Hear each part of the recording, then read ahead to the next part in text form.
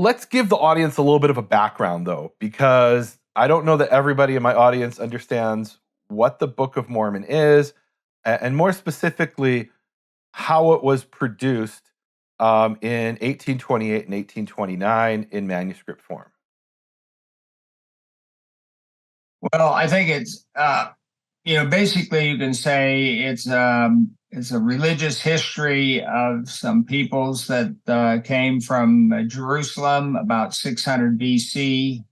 They under the leadership of a man named Lehi, they broke into two opposing groups named after two of the sons. One is called the Nephites after Nephi, the other the Lamanites after Laman. And the book basically describes religious aspects of the Nephites plus the wars that went on between the Lamanites and the Nephites.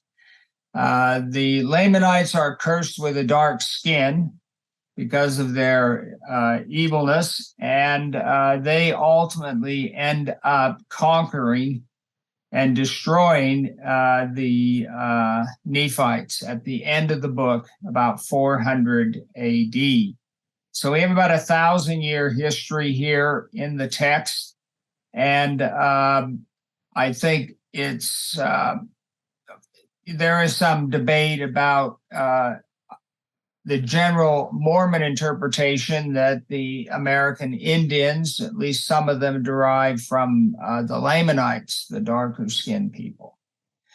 So it's a very interesting history because Joseph Smith says that he received some gold plates from an angel, and his job was to translate a good portion of these plates.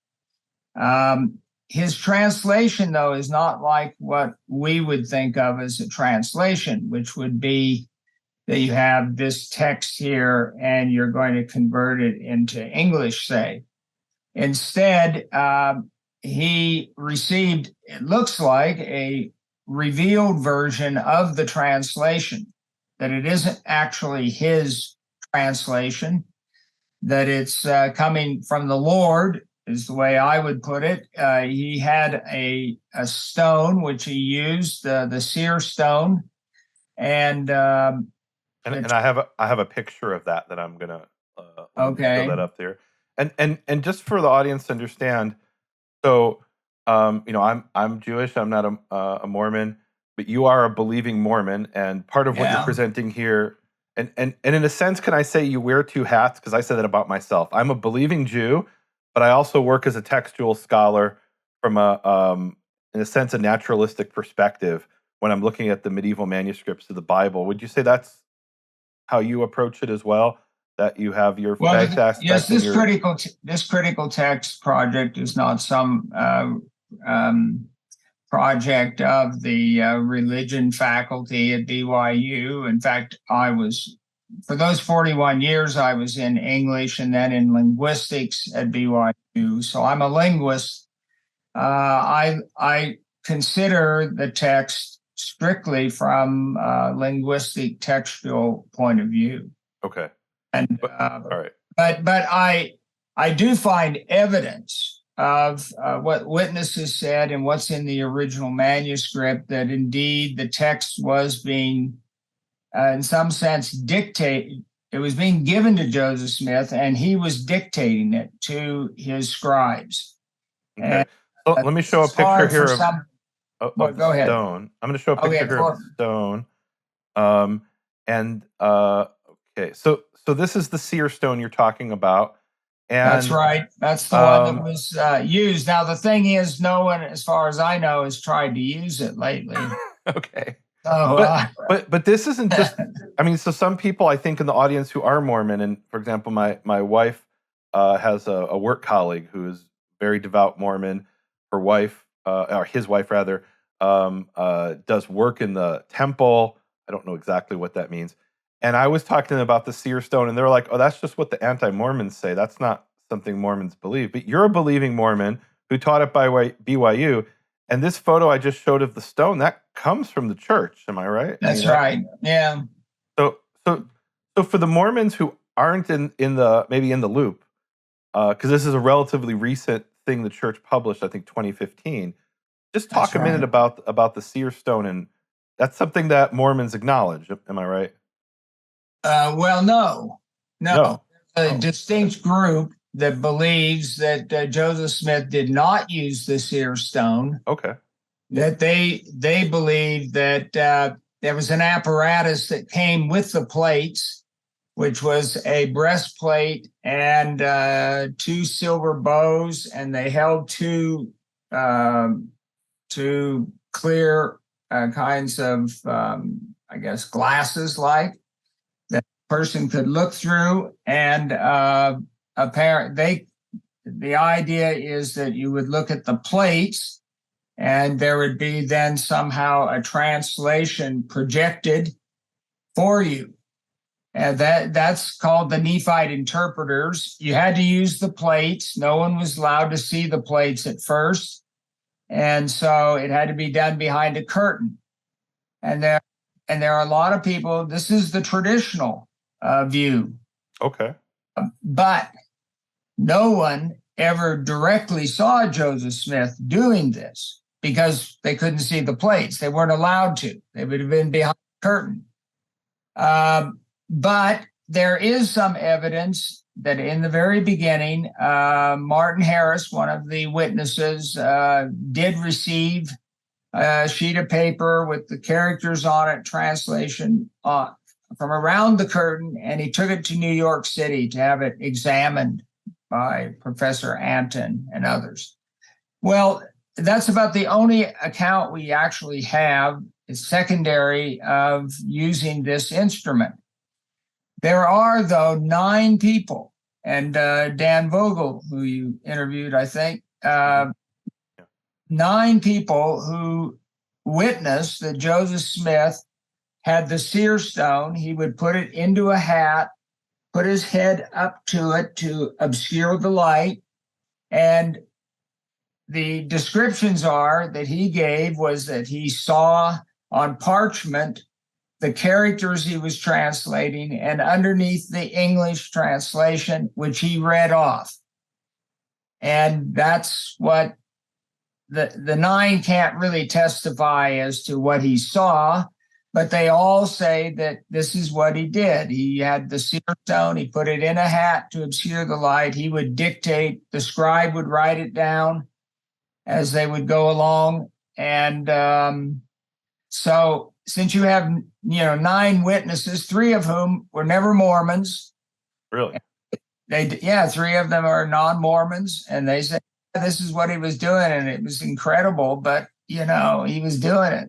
And so I believe he did do it, and it is miraculous. Yeah. But so the Sear Stone, but we don't, but ultimately, I just want to say, ultimately we have to deal with is the manuscript and to the Book of Mormon, and that's where we make our ultimate judgments as to this text, not the accounts of what might have gone on in that early transmission of the text. So this is what I love about what you do, from what I've read and seen some of your videos, is you talk about, or I guess most of what your research deals with is from what came out of Joseph Smith's mouth to what people wrote down and then was transcribed.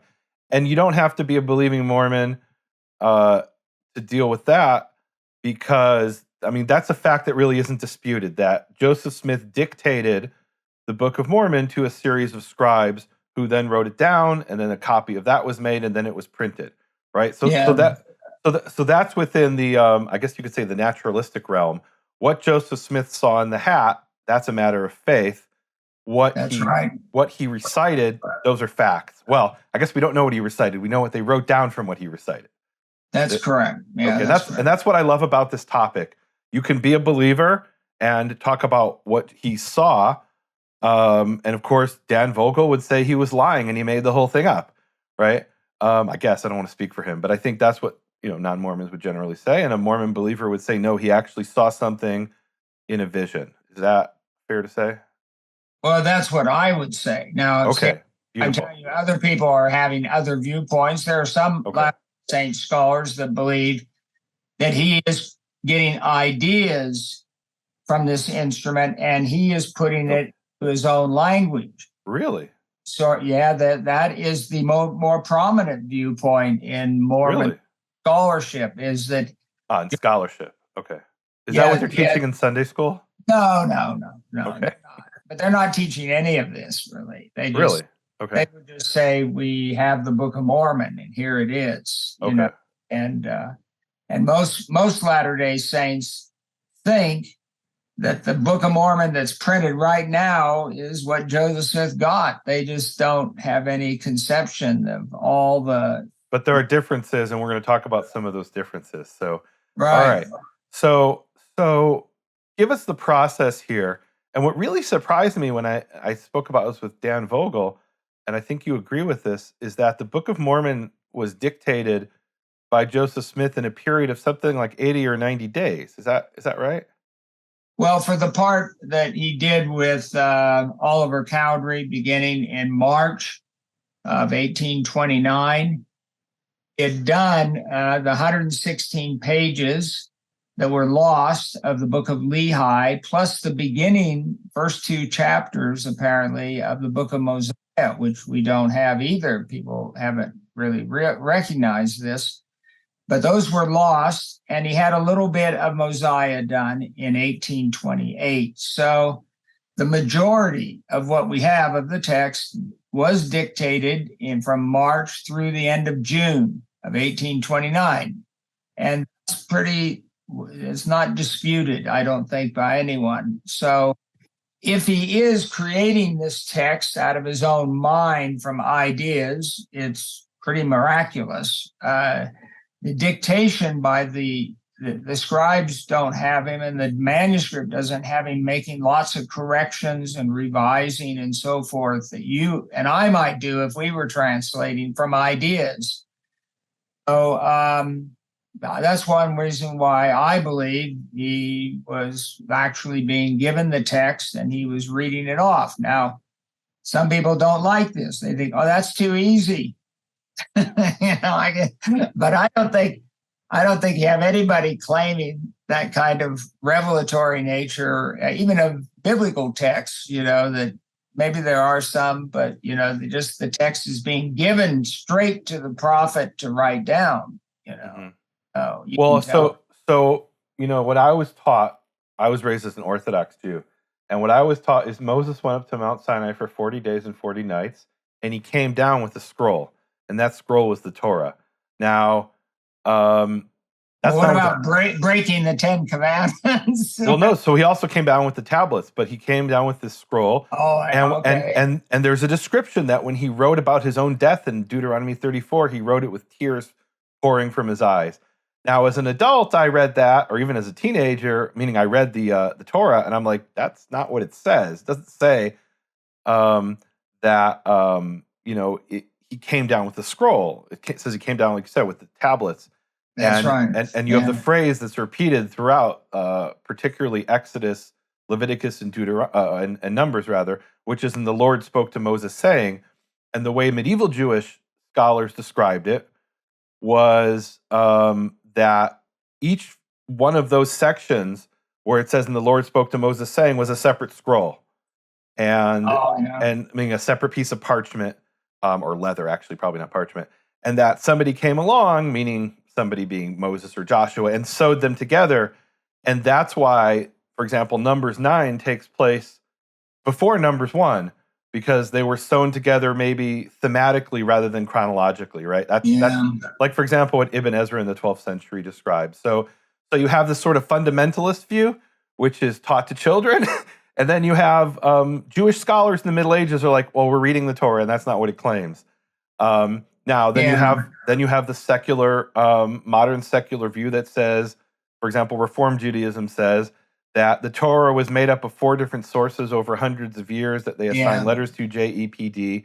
What's amazing to me about the Book of Mormon is nobody claims today that it's made up of different sources written over hundreds of years, but it was dictated by Joseph Smith, whether through revelation or through his imagination, depending who you are, over a period of a few months. So that to me is That's right. amazing. That's amazing. That's pretty well, I think, acknowledged.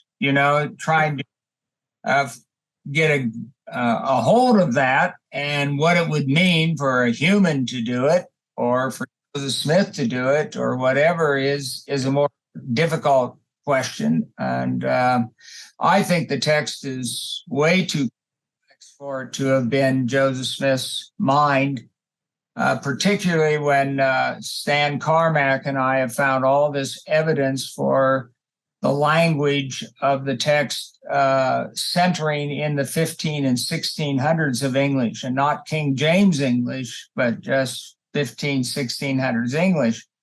And it's not upstate New York dialect either, so it's a very, a lot of people have lots of opinions over this issue. I'll say that much.